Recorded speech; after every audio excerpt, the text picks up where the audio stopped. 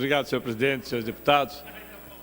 Quero aqui cumprimentar os senhores e senhoras deputados, nossos visitantes. Como, obviamente, nós vamos hoje, senhor presidente, ter uma votação que, pela terceira vez neste ano, opõe parte importante da população aos projetos que o governador Carlos Alberto, o seu secretário da Fazenda, o seu assessor especial, Jorge, que esteve hoje aqui, insiste em mandar para a Assembleia Legislativa. Hoje, certamente, nós teremos um dia que também marcará a história desse plenário. É bastante confusa a situação do governador Carlos Alberto. Eu ontem falei que esse governador, professor Tecílio, é um governador brincalhão. O governador é um brincalhão mesmo. Ele vai a São Paulo para discutir o aumento de impostos da presidente Dilma com o PSTB. E o PSTB aqui no Paraná aumenta os impostos e ele acha isso normal. Ora, ou o governador foge do problema do Paraná para discutir outros problemas em São Paulo, ou ele tem uma memória seletiva, que só vê problema no aumento de impostos quando eles são do governo federal.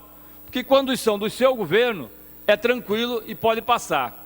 Mesmo quando manda mensagens, como mandou para cá, que pretende fazer com que Copel e Sanepar tenham o seu controle acionário transferido.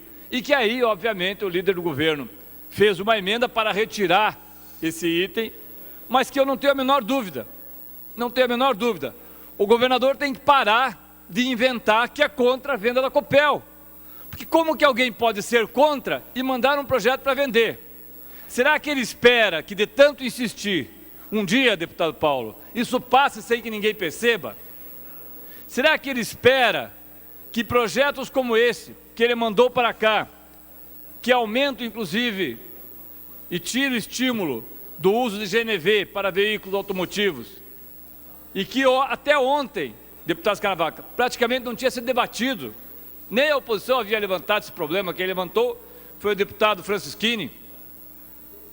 Será que ele espera que realmente os deputados acreditem da situação ou da oposição, que não havia vinculação com os recursos da venda da folha do Paraná Previdência, dos aposentados e pensionistas, para o Paraná Previdência? Será que ele acredita nisso? Se ele acredita nisso, que quando foi vendida a primeira vez a folha, por 20 milhões de reais, a Caixa Econômica, e a segunda por 90 milhões, que ele pergunte ao ex-presidente do Paraná Previdência para onde foram os recursos da venda da folha do Paraná Previdência. E aí o governador vai saber que ou está sendo induzido a erro, deputado Romanelli, inclusive Vossa Excelência ontem falou que nunca houve isso, mas o senhor Manuel Caram, que era o presidente do Paraná Previdência, afirmou que os valores obtidos com a venda da folha foram destinados exclusivamente para o Paraná Previdência, coisa que agora o governador nega. O governador também que nega que o Estado vá tomar dinheiro dos municípios, porque afinal eles perdem 75 ou 100 milhões de reais, que tem direito constitucional, para obter a possibilidade de receber 400 milhões, que ninguém sabe de que forma, porque o projeto que está aqui, um dos itens do projeto, chamado de Fundo de Combate à Pobreza, mas que na realidade é uma salada, porque envolve 14 itens, eu não sei o que tem a ver Fundo de Combate à Pobreza com o ITCMD, não sei, aonde que ele liga uma coisa com a outra, se o dinheiro do ITCMD não vai para o fundo. Eu não sei aonde que o governador pretende ou pretendia colocar o dinheiro arrecadado com a possibilidade que estava escrito da venda das ações da Copel e da Sanepar com o Fundo de Combate à Pobreza. Eu não sei aonde que o governador pretende fazer com que o Fundo de Combate à Pobreza se beneficie do não recolhimento legal, porque é determinado por lei, daquilo que é a contrapartida do governo com relação à aposentadoria e às pensões do Paraná Previdência, que também foi retirado. Deputado Tadeu, Vossa Excelência passa a usar o horário do PT. Que também foi retirado. Então a impressão que dá, deputado Russem, é que o governador manda para cá um projeto que diz que não é dele, é do seu secretário, que aliás eu tenho total concordância, que o governo não é mais do governador Carlos Alberto Richter, que tem 80%, 90% de rejeição no Estado. Não é. O governo é do senhor Mauro Ricardo, porque todas as iniciativas que tem até agora são do senhor Mauro Ricardo, para o bem e para o mal. Ontem, quando nós falamos com o deputado Scaravaca, colocamos exatamente essa preocupação, deputado Scaravaca, que o Paraná Previdência anteriormente vendia a folha, vendeu 2 vezes a Caixa Econômica, e o dinheiro era repassado ao Fundo Previdenciário. Vossa Excelência, inclusive, fez uma consulta e, no momento, lhe foi afirmado que não.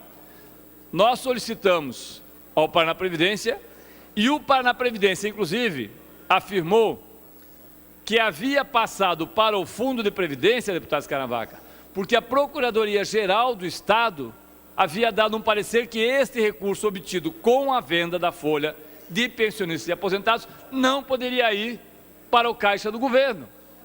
Agora, fazem uma mágica, mudam a lei, não recolhem aquilo que a lei determina porque estão estudando a legislação. Fazem como eu falei, um projeto que na verdade é uma salada, que juntam 14 itens diferentes, mandam para cá para ver o que passa. É meio que assim, joga a rede, o que pegar, pegou. Aí não dá, né? Aí não dá para votar, porque votar desse jeito, ainda mais que ontem eu ouvi dizer aqui, que não há nenhuma, vejam senhores, nenhuma garantia que este fundo, ao término do ano, vá para o Caixa do Tesouro. Ao contrário, ele é constitucional, porque o Fundo de Pobreza é realmente previsto na Constituição, por isso deve ficar vinculado. Aonde que está escrito isto? Aonde? Nas palavras do governador Carlos Alberto, que dizia no dia 29 de abril que era o mais machucado, depois do que ele mandou fazer aqui na praça. Nas palavras do secretário Mauro Ricardo, que disse que queria vender as ações da Copel e da Sanepar, mas não vendia porque não era o governador, e meia hora depois o governador desmente e aí manda um projeto para cá com a possibilidade de venda. No secretário Mauro Ricardo, que decide que não vai recolher o percentual devido, porque entende que devem discutir a lei que eles mesmos mandaram para cá. Sinceramente, eu não sei como que vai ser aprovado esse projeto. Até penso que a maioria dos deputados da base aliada vão aprová-lo. Vão aprová-lo. Certamente irão aos seus municípios dizer ao seu prefeito que retiraram da conta da prefeitura 100 milhões de reais. Não é isso, deputado Scaravaca? Vão ter que dizer. Até porque nós temos uma expectativa de conseguir mais, mas nós retiramos 100 milhões. Isso não é nenhuma ilação, não é nenhuma invenção, não saiu da cabeça de nenhum deputado da oposição ou do Bloco Independente. Não tem como, deputado Nelson. Está na lei. Da mesma forma que o governo pretende usar o Fundo de Ciência e Tecnologia, aumentando a possibilidade de fazer a intervenção no fundo. E ao invés de poder, como hoje pode, usar 1%, passar a usar 1,5%. Ora, por isso que eu falo, o governador Carlos Alberto é um brincalhão.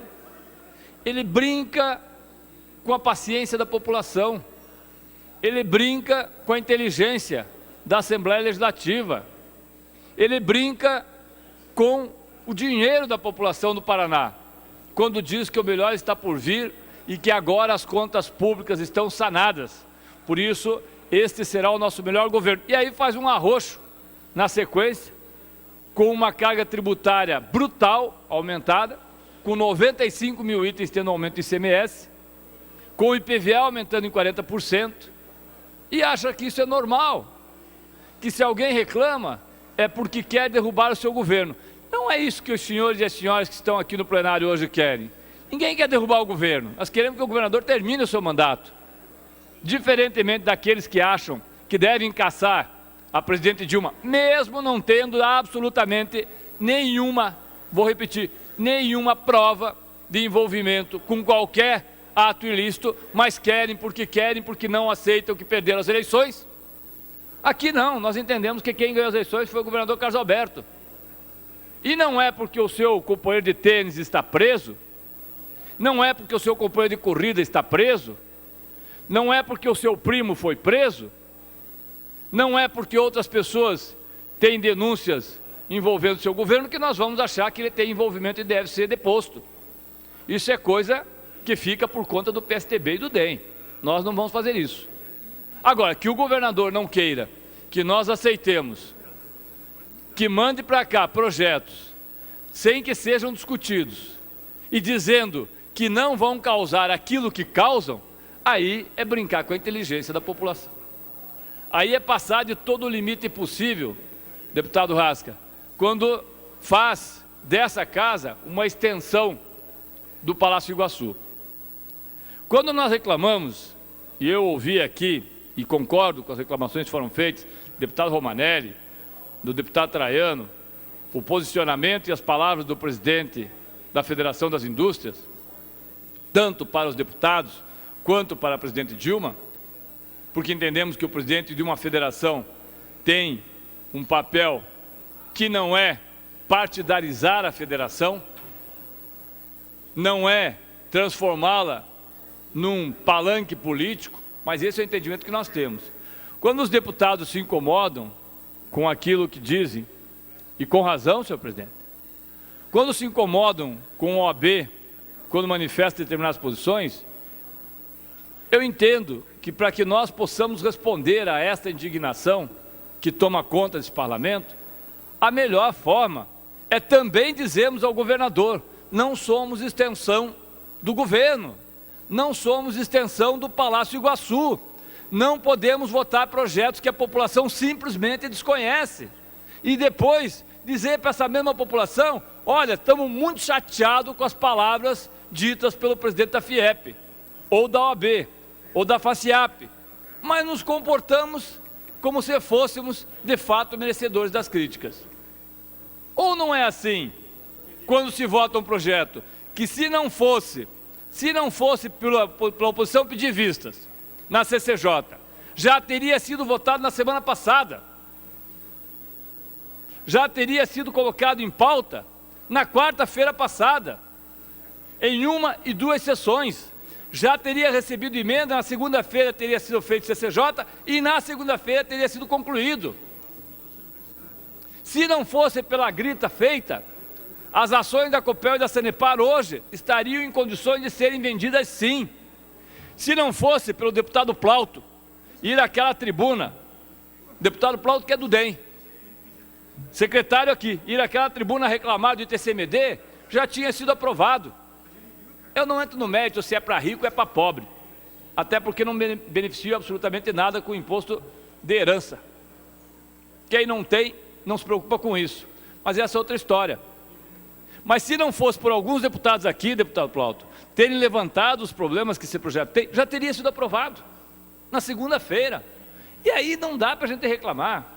Aí vai lá, deputado Márcio Nunes, na posta FIEP, e, obviamente, o deputado Romanelli fez um texto, no dia seguinte eu já citei aqui, que diz: Dilma não vá para casa, fique e governe.